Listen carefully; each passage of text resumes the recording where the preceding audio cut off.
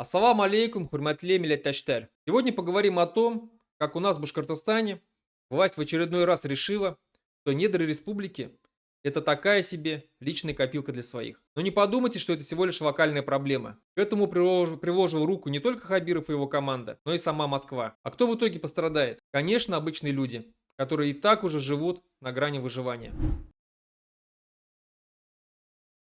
В республике Башкортостан опять нашли способ удивить. Местные власти задумались, как бы еще упростить жизнь своим людям. На повестке дня свеженький законопроект о недрах, который, если его примут, может сделать доступ к природным богатствам республики проще, чем покупка пива в ларьке.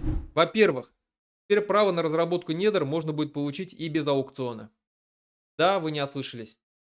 Больше не нужно мучиться, участвовать в торгах и бороться за ресурс. Все, что нужно, это быть в нужное время, в нужном месте. Ну или просто быть своим человеком. Докопались до статьи. В отношении деятельности компании «Весна», которая занималась недропользованием в Баймакском районе, возбудили уголовное дело. Также документы в отношении нарушителей переданы в Центральный аппарат Федерального агентства по недропользованию России. Нечестная конкуренция, скажете вы. Ну что вы, это всего лишь упрощение процедуры. Конечно, простому смертному тут ловить нечего. Выигрыши и пряники останутся только у тех, кто поближе к кормушке. Второй подарок от властей– расширение полномочий госорганов. Теперь они могут решать, кому дать доступ к недрам, кому отказать. И все это без особых объяснений. И да, никого не смущает, что при этом прозрачность процесса стремится к нулю. А вот возможности для злоупотреблений, наоборот, растут как на дрожжах. Что тут сказать? Здравствуй, коррупция, старый друг. Вроде бы ничего особенного, просто новые правила для пользования природными ресурсами. Но если копнуть глубже, становится понятно, что этот законопроект просто подарок для своих. О чем думали сегодняшние власти, когда принимали этот законопроект, понятно.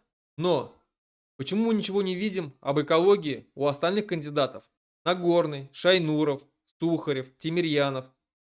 Ау, вам там не стыдно игнорировать слона в посудной лавке? Это ведь не просто вопрос, кому повезет. Вопрос в том, что от этого зависит судьба тысяч людей, живущих в Башкортостане. Вы подумайте, на что это похоже. Доступ к нашим природным ресурсам теперь получат без всякого контроля и обязательств. А значит, можно и не переживать за экологические нормы. Ведь главная задача– выкачать побольше ресурсов и заработать. И кто будет страдать от последствий? Конечно, не Хабиров и его команда, а простые люди, и так живущие на земле, где экологическая ситуация давно оставляет желать лучшего. Федеральный центр, конечно же, все это поддерживает. Путин давно выстроил такую систему, где регионы фактически управляются из Москвы. А местные власти выполняют только то, что им велено. Поэтому все эти нововведения не просто местная прихоть, а часть большой схемы по перераспределению ресурсов в пользу олигархов и их приближенных. Возьмите хотя бы экологию. Население Башкортостана уже сейчас дышит воздухом, который больше напоминает химическую смесь. Пьет воду, в которой больше тяжелых металлов, чем витаминов. И вы представьте, что теперь ситуация станет еще хуже. Новый коррупционный закон снизит требования к экологическим проверкам и контролю. Недропользователи теперь смогут разрабатывать месторождения безо всякой оглядки на природу. И знаете, что самое страшное? Эти изменения узаконят передачу контроля над нашими недрами в руки федеральных структур. Местные чиновники будут лишь наблюдать, как Москва распоряжается богатством республики. Теперь госорганы могут решить, кому дать доступ к недрам, кому отказать, и все это без особых объяснений. И да, никого не смущает, что прозрачность процесса стремится к нулю. А вот возможности для злоупотребления наоборот растут как на дрожжах. Так что, друзья, не думайте, что это просто очередная бюрократическая реформа.